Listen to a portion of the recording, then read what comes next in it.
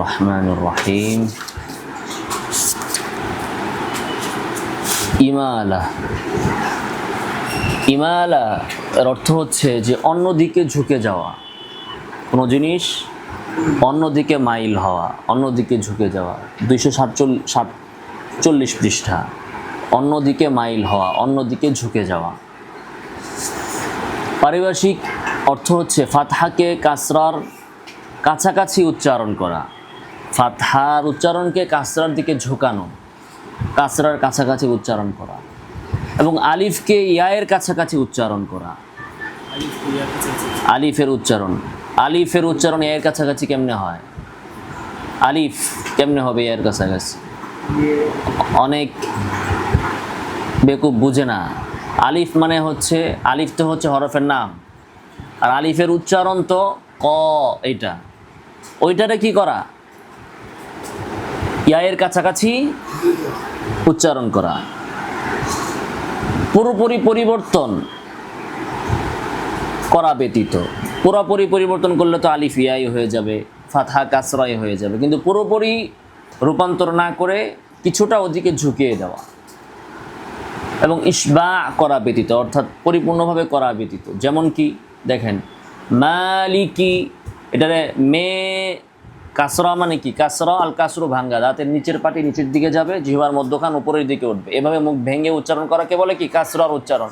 এখন আপনি মা, দাঁতের দুই পাটি পৃথক করে মালিকি, এটাকে মেলিকি বললে কি হবে? ইমালা ইলাল কাসরা। ফাতহা এটা ঝুঁকে গেল কোন দিকে? কাসরার দিকে। তেমনিভাবে আলিফ ঝুঁকে গেল, মালিকের আলিফ ঝুঁকে গেল ইয়ায়ের দিকে। বুঝতে পেরেছেন? ইয়া জিহ্বার মধ্যখান, মেলিকি ইয়ায়ের দিকে ঝুঁকে গেল। এই হচ্ছে ইমালা। এই ইমালা করা যাবে না। ইমালার আরেকটি সংজ্ঞা, আলিফে মুমালাকে হাকিকি আলিফ ও হাকিকি ইয়ায়ের মাঝামাঝি উচ্চারণ করা।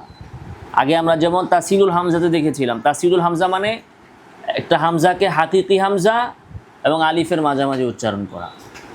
আর ইমালার এখানে আরেকটি সংজ্ঞা হচ্ছে ইমালাকৃত আলিফকে হাকিকি আলিফ ও হাকিকি ইয়া, হাকিকি আলিফ এবং হাকিকি ইয়ার মাঝামাঝি উচ্চারণ করা। হাফসের রিওয়ায়াত অনুযায়ী কোরআন মাজিদে এক জায়গায় এই ধরনের ইমালা আছে, আর তা হলো বিসমিল্লাহি মাজে রেহা। মাঝে রি হইলে তো ইয়া হবে, মাঝে রি ইয়া হবে, আর মাঝে র হইলে আলিফ হবে। তো আলিফ এবং ইয়ায়ের মাঝামাঝি মাঝে রেহা। এই কুরআদের নিকট ইমালা দুই প্রকার, যথা ইমালাতুস সুগরা, পুরোপুরি আলিফ ও ইয়ায়ের মাঝামাঝি উচ্চারণ করা, আল ইমালাতুল কুবরা, আলিফ ও ইয়ায়ের মাঝামাঝি তবে আলিফের অধিক নিকটবর্তী। এ হচ্ছে ইমালা। বাস রাখো।